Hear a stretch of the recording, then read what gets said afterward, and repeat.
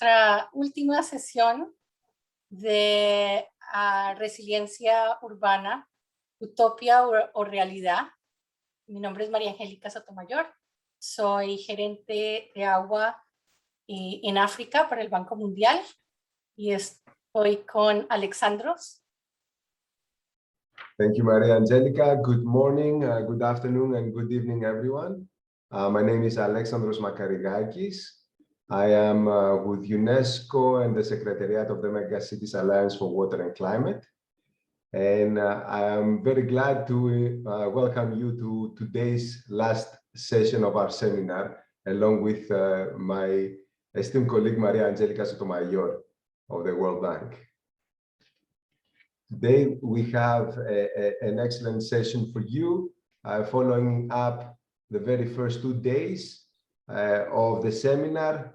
On the first day, we had the opportunity to hear from champions, political champions, basically, who explained how you could achieve urban resilience. And the second day, we were able to hear on technical aspects of achieving resilience. Today, as we did also yesterday, we will have the opportunity to discuss on a roundtable setting more about urban resilience and water, to understand better, to see whether it is utopia or it is actually a reality.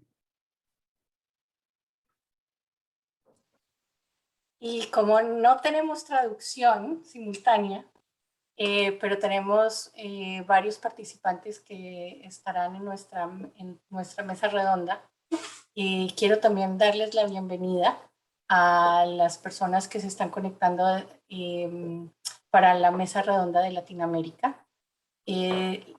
Tendremos un video que tiene sus subtítulos en español, donde compartiremos un resumen de las discusiones de los primeros 2 días, y luego iremos a una encuesta online, y luego tendremos dos mesas redondas, la de Latinoamérica, que será en español.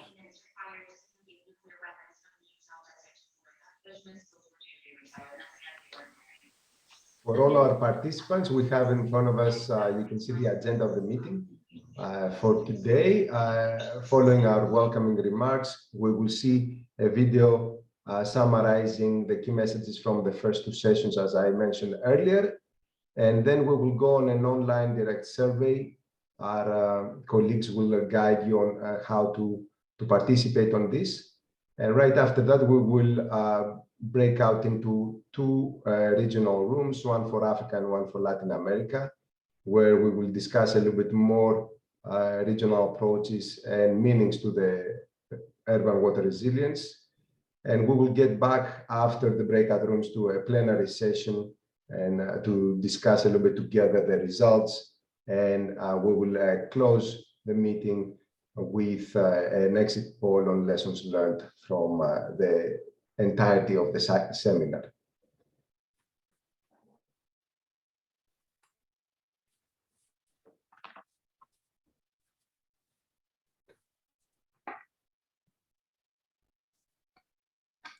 You can run the video. May we can have the video now with the key messages, please. Thank you.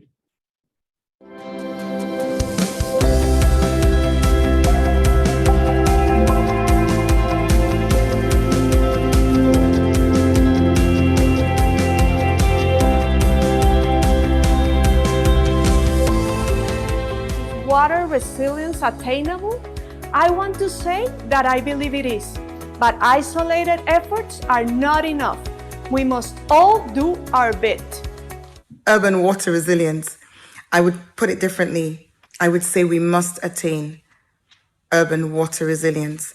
And we've all got a part to play to ensure that we protect, to ensure that we distribute, to ensure that we have the finances for the investments, to look at nature-based solutions that will create a better outcome in the long run, a more sustainable outcome. Well, I think it's a reality in the world I live in, because nobody can live without water. I think the development world is much more comfortable saying it's utopian because they are not serious about it. I believe, honestly, that it is a reality. However, it is a reality that is incredibly challenging to achieve. It's an incredibly ambitious vision. So that means that resilience is not an end state, it's a process. I think urban water resiliency has to be a reality, right? Particularly with the global change pressures that we're experiencing.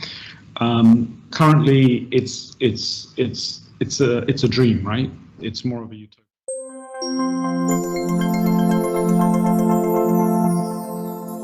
We are here at World Water Week. We know that the water and sanitation crisis is not a new one. You know, we have failed over the last decades to make the progress we were actually anticipating. So now we are talking about resilience. We are talking about responding to shocks and stresses on top of having 800 million people not having access to sanitation. So, and I think this is something we recognize. Resilience is not something new. It's not this new flashy topic. We are talking about it now because all of us lived through a crisis for the last 1.5 years, so we all believe that we are experts on that. But we have to recognize that we haven't done our job in the past. And it's not about moving to another topic just because we are not solving one issue. We need to look at holistically at that, and we need to see not only the failures and the risks and vulnerabilities, but we need to understand them to develop the solutions to address them. And furthermore, we have to recognize that the poor and the vulnerable is not a responsibility or something we have to do. It's an opportunity, and it's our goddamn responsibility to make their lives better, because a resilient city and a resilient system is a system that fosters inclusion, that is truly equitable. And it's not only about infrastructure, it's not only about innovation, it's about people, it's about the human rights to everyone. And I think this is what resilience is about. I would like to pose a challenge to all three of you, taking the example of Jakarta here in Indonesia. Indonesia and its capital, Jakarta, have just come up with the resilience strategy for the city. And the resilience strategy, if you look at it, it includes not only climate change or water, it includes health, it includes transport. So there's a sort of resilience for a city is something which is maybe multi-sectoral. What do you think of that, Tony? Oh, yeah, and of course it is.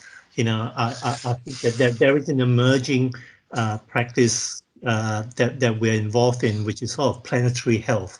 You know, the relationship between the health of the environment and the health of the people. And we are connected by the environment we live in. And the environment we live in are impacted by many things, socioeconomic factors, climate factors. But in the end of the day, resilience, especially in the city, is about its people.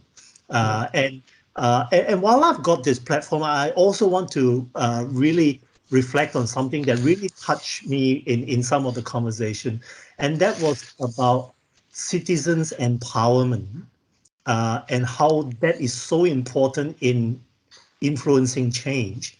And both Sheila and also a presentation from Preda talk about the importance of empowering community, especially the poor and the vulnerable. The best way to do that, in my mind, is water literacy, that they must argue their case not from an emotional standpoint, but from knowledge. All right. Thank you very much for that, Tony. Louise, any thoughts about this multi-sectoral dimension of resilience? Yes. Yes, Francois, I absolutely agree with the fact that resilience is multi-sectoral, and water underpins many of those sectors. It's crucial, as Tony mentioned, for health and well-being of communities and citizens.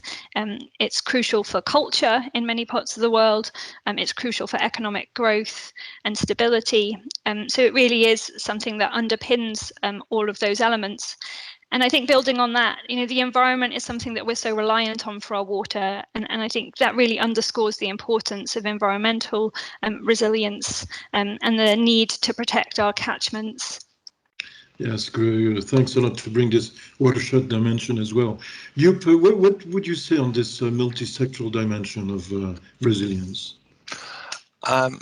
I think if I paraphrase the mayor of Freetown who said, like, water is life, it's a fair summary of the need to have an integrated approach. Mm-hmm. And it's not just kind of across sectors, of course, it's also, as Louise said, like it's geographic as well. What I feel is really important, and I think it's really encouraging to hear that Jakarta is developing a resilience plan, is to have long-term plans with assured budgets. And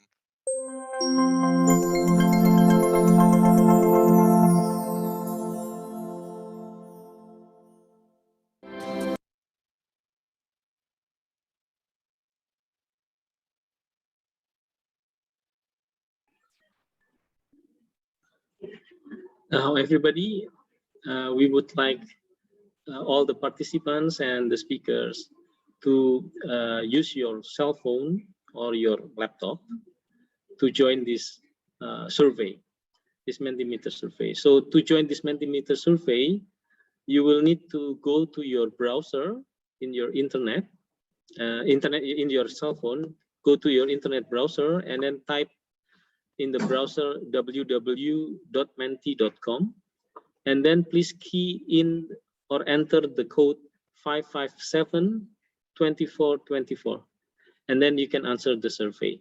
So I will start the survey now. Please wait.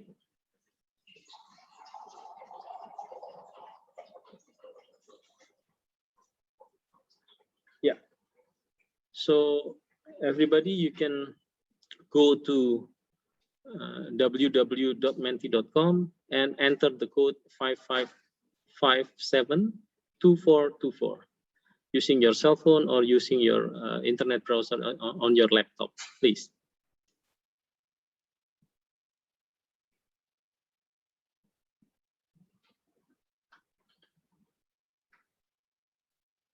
Yeah.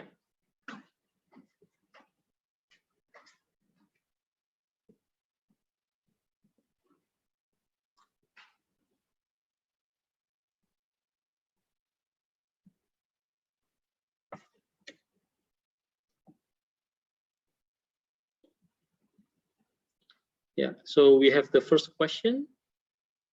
Is urban water resilience a utopia or reality? Now we have 40 participants, and hopefully we can have at least 25 participants to join our survey. Participants already answered the survey, and we can move to the next question. So this is the next question. Everybody can again join the survey through this Mentimeter, please.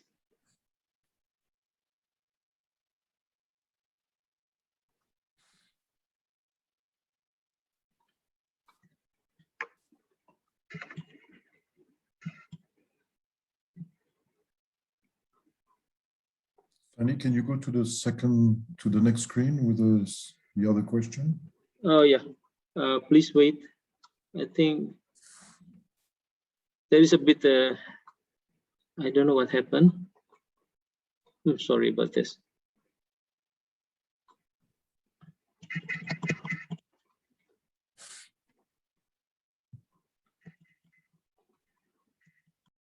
Both rooms, and yeah, it was a good discussion on both sides. So now we are going to have this feedback from the group discussion. Let me share my screen. So I will hand over to all the moderators from each group to report back to the plenary on the result of the discussion. To Fernando Amendaris and Alexandros, please, the floor is yours. Thank you very much, Fanny. So I had the pleasure of moderating the session from Latin America. So I will provide my comments in Spanish, and hopefully it'll be an opportunity for those who don't speak it to start learning it, encourage you to start learning it. La discusión que tuvimos en nuestra mesa redonda se basó en dos preguntas. La primera, entender también cuál es la perspectiva de nuestros ponentes en cuanto si la resiliencia es algo, es una utopía o es una realidad. Y me parece pues que hubieron respuestas diversas. Se habló de que más allá de ser una realidad, que es una necesidad, y nos comentaron un poco en los esfuerzos que están realizando en sus diferentes países. Una de los otros puntos que se rescataron es que hay una necesidad de flexibilidad de acuerdo a diferentes maneras de trabajar para el objetivo de tener una resiliencia, y pues tomando en cuenta de que es sumamente importante que no únicamente pensemos en resiliencia, sino que haya cobertura para toda la población. Y pues también darnos cuenta de que el agua es un recurso sumamente que puede ser, últimamente ha sido demasiado escaso, pero también en otros casos es demasiada agua o muy poca agua o agua que está demasiado contaminada. Entonces tenemos que tener diferentes maneras de abordar el tema de resiliencia. La segunda pregunta que abordamos fue con respecto a coordinación, y se obtuvieron diferentes perspectivas. Desde un punto de vista de regulación se habló de problemas institucionales que prevén una coordinación efectiva. Se habló también de coordinación a nivel de cuenca. En el ejemplo de México es algo que se está logrando. Y pues en el nivel de Perú está habiendo una coordinación con el sector privado. A nivel de Chile, de hecho hay problemas en obtener esta coordinación, pero se está creando una subsecretaría para ayudar en este tema. Y pues qué pena con el ejemplo en Argentina, que estábamos hablando que lo más importante pues es lograr una cobertura total. Y en eso quisiera de pronto, Fernando, darte 30 segundos para que nos sigas comentando de tu respuesta antes de proceder. Disculpa. Bueno, gracias, Fernando. No, decía que antes de lograr la resiliencia de un sistema existente, lo más importante es llegar al 100% de cobertura. Bien, en el caso nuestro de Buenos Aires, todavía tenemos que abastecer a más de 3 millones de personas. Están en las zonas más vulnerables, las zonas rurales, las zonas más pobres, con lo cual un sistema tiene que ser resiliente, o sea, tiene que estar proyectado para seguir trabajando con bajo caudal, con problemas o con, mejor dicho, con inundaciones o con mayor cantidad de precipitaciones, aumentar el nivel de las estaciones de bombeo, etcétera. Pero lo más importante todavía es llegar a aquella gente que no tiene agua potable, que se abastece de perforaciones sin ningún tipo de control, sin ningún tipo de desinfección, llegar a la gente que no tiene saneamiento, que sigue teniendo pozos sépticos, cámaras sépticas, con lo cual primero hay que llegar a lograr eso y paralelamente trabajar también en la resiliencia de los sistemas existentes, ¿no? Para que se adapten a todos estos cambios que están sucediendo con el cambio climático. Era básicamente eso, Fernando. Gracias. Muchísimas gracias, Fernando. Sí, tienes un punto muy, muy clave de que siempre tenemos que tener en cuenta los ciudadanos y las ciudadanas, y pues el empoderamiento de estos y estas, que fue también resaltado durante el video que puso en resumen las otras discusiones. Entonces, con esto, les doy muchísimas gracias a nuestros ponentes. Creo que fue una discusión muy productiva y esperamos pues que esta no sea la única que tengamos. Así que muchísimas gracias. And Alessandro's over to you. Thank you. Thank you very much. In our session, we had a very active audience who added up on what our panelists mentioned. And I will just try to summarize a little bit of what we heard. First of all, we need to set up the setting. In Africa, contrary to Latin America, where urbanization has reached a very high percentage a long time now, we keep on having an accelerated growth of the urban population. And cities and countries in general are trying to catch up with this great growth of population in the cities with the services, right? So when we talk about resilience, we're talking about issues that both governments but also people need to address. It cannot only suffice if the government takes actions, right? We heard from a number of our colleagues that, first of all, let's look at issues of infrastructure and operations, issues that are dealing more with the scientific and engineering perspective, and ensure that these, both the infrastructure and operation, are resilient to climate change and to the other stresses that they will have to face. But then it's about people. But before we go to the people, let's go to the governance aspect. Other than the infrastructure and operations, our colleagues mentioned the importance of governance in the matter. If you don't have the proper institutions in place, if you don't have the proper policies and strategies, which are also complemented by financial plans, then you're bound to fail. But even when we have all these, unless we have people who understand the situation and what is their role, then again we're bound to failure. Any policy without addressing the real needs of the people on the ground is bound to fail, and no matter what kind of compliance mechanisms you have in place, it will not last. So we're talking also about the capacity building and raising awareness. In order to have people support the efforts of their governments or of their utilities, they need to understand why they're doing these things and what is in for them, and also why they should be paying attention to their infrastructure and their operation, and they contribute to the resilience of their cities. But the capacity building is not only the raising awareness of the population, it's also capacity building at different technical levels within countries. Don't forget that, unfortunately, we are lacking capacity in Africa. We can definitely do more with more experts on the issue. Then we're talking about innovative solutions that can come in and help out. We're talking about new planning and designs that should be in place. But these new plans and designs should have a holistic approach. So as we were saying before, not only the technical component, but also the human element in them. And last but not least, we mentioned that because of this urban sprawl that we are witnessing at urban areas, right, we have to start thinking more of alternatives for the slums, the informal sections of the cities that Africa is experiencing, because no matter what is the continent with the highest growth rate of population, both rural and urban, but especially urban. So while we are looking at the resilience, we have to also think about the most vulnerable population on the continent, which is the population which is so poor that have to live in informal settlements. I think this pretty much summarizes a little bit our discussions.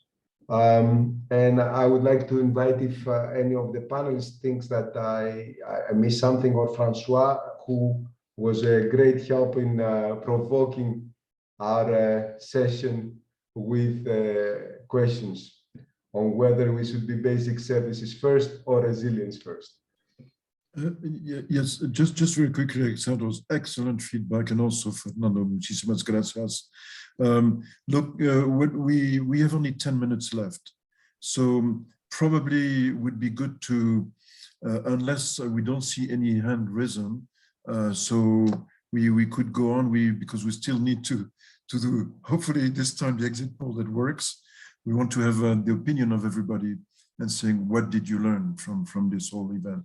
So Fanny, do you want to start the exit poll, and then we remember, Alexandros and Marilika, you are going to conclude.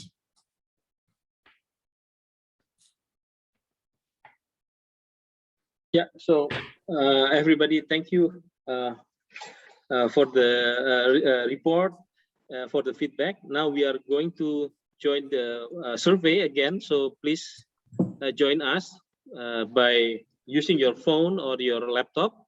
I hope there is no technical difficulties right now. So please go to your browser, go to www.menti.com and enter the code 555-272424. And then you can join by answering this question.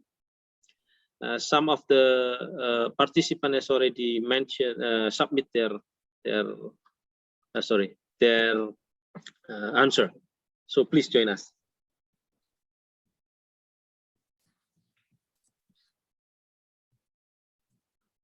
So maybe as answers are coming, we can maybe comment that. Fernando, if you want to, or Alexandros, to comment as answers are coming in, you're welcome as well.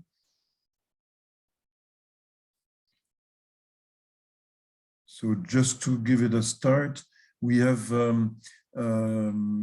basically the key lessons learned, that we need awareness stakeholders. It's really very key. Trabajo en conjunto, adaptación nuestro sistema de capacidad financiera. Maybe Fernando, you want to comment on that one quickly? Sí, pues esto es algo que también fue resaltado durante nuestra sesión, nuestra mesa redonda. Pues hablamos mucho de la necesidad de trabajar conjuntamente con diferentes instituciones a nivel de cuenca y pues también a nivel de región como Latinoamérica. Y hablamos de la necesidad de tener instrumentos, tener la flexibilidad para poder seguir contribuyendo a construir resiliencia, pero también pues lograr proveer para la población de manera universal. Y por supuesto esto también requiere tener una capacidad financiera. Sin embargo, una pregunta que no tuvimos tampoco mucho tiempo de contestar, que me parece importante mientras tenemos más discusiones, es cómo priorizar lo que es urgente con lo que es importante. Porque, por ejemplo, en toda la pandemia de COVID-19, muchas personas tuvieron que tomar medidas muy urgentes, muy rápidas, como por ejemplo, no cortar el servicio a muchas personas que no tenían capacidad de pago, pero esto estaba pues perjudicando la capacidad de mantenimiento, la capacidad de inversiones. Entonces, un poco cuál es el papel de balancear esto, y pues la capacidad financiera es algo muy importante. También la parte de flexibilidad de diferentes acciones también es algo que se resaltó durante la mesa redonda y veo que está aquí también. Gracias. Fantastic. Thank you very much, Fernando. May I ask you, Fanny, to make us go and read what is going on bottom? We cannot see it. Please. Okay. I need to share another screen, but hopefully it is okay right now. Okay. Let me try. So right now what we have, so a point that comes up a lot from what people are mentioning is the question of to be people focused, to be community focused. So really something that that comes up very, very strongly. The issue of awareness, of course, understanding the underlying factors. If I remember from the other session, we had also similarly last night for Europe and Asia, we had also had a lot the issue of coordination. So it seems that we have problems of seeing what is happening on the bottom. Yes. Yeah. Yeah, I think it's better to leave it this way. Are you able to see it from your screen so you can read a few things? Fanny? Yes, but I can do that. Please read a few of the points that you can see, and then we will go. and close the session. We are closing in 5 minutes. Okay, please wait.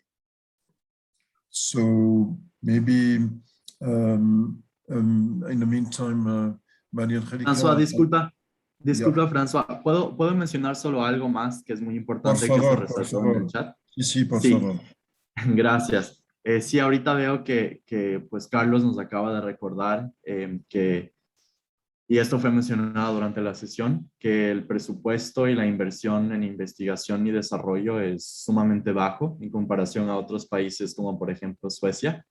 Y pues ahora que estamos encontrándonos con un mundo sumamente incierto, con desafíos, choques y estreses que son únicos, como por ejemplo la pandemia COVID-19, pero también pues mayor frecuencia e intensidad de inundaciones, de sequías.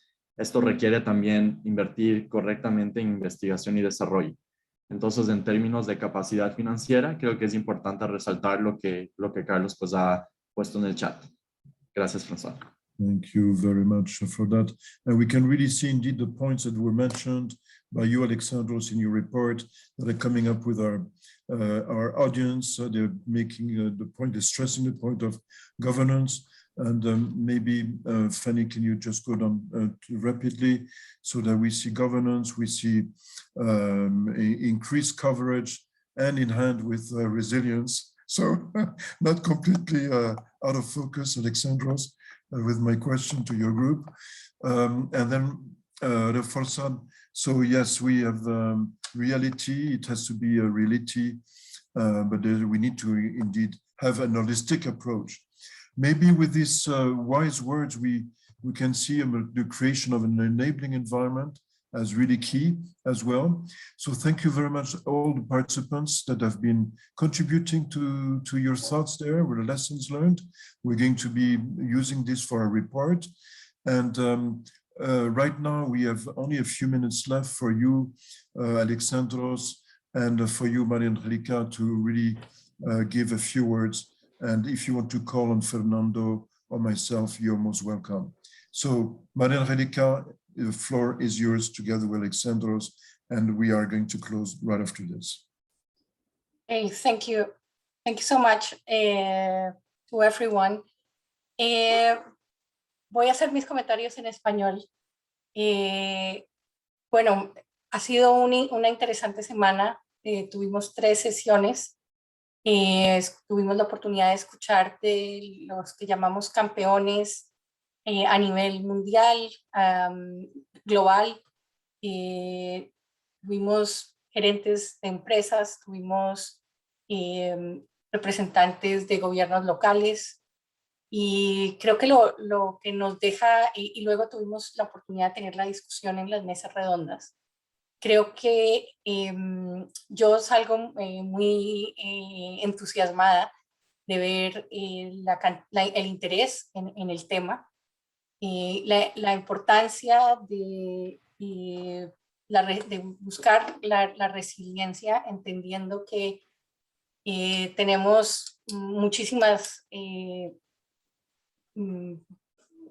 ¿qué dirías? Desafíos, principalmente los SDGs, que tenemos que llegar a tener servicios para todos, y no lo estamos cumpliendo. Y hacerlo necesariamente tenemos que pensar en cómo lograr que estos servicios sean resilientes, tengan la flexibilidad para reaccionar ante shocks, y para eso necesitamos... We have only 1 more minute. We're going to be cut off in 1 more minute. Okay. So thank you very much. Alexandros, go to you. Yeah. You go. You've got the last word, Alexandros. Come on. Okay, I'll try to be fast. So from what we heard throughout these 3 days, achieving urban water resilience is a multi-stakeholder, multi-sectoral affair.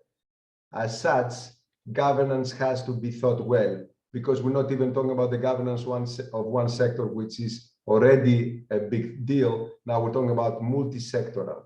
So therefore, coordination mechanisms have to be thought and to be placed, to be put in place. We're talking about long-term planning. We're talking about a holistic approach where people will dictate their needs on science and engineering and not vice versa. We require solid infrastructure and operations that they are able to withstand the different pressures, whether these are from climate or population growth. We need capacity building and raising awareness, new innovative solutions throughout all stages in planning, design, implementation, technology that can help at all realities, not only in the developed, but also in the developing world, especially thinking the most vulnerable populations who live in the slums in cities in Africa or in other places in the world. I think this kind of sums it up within a minute.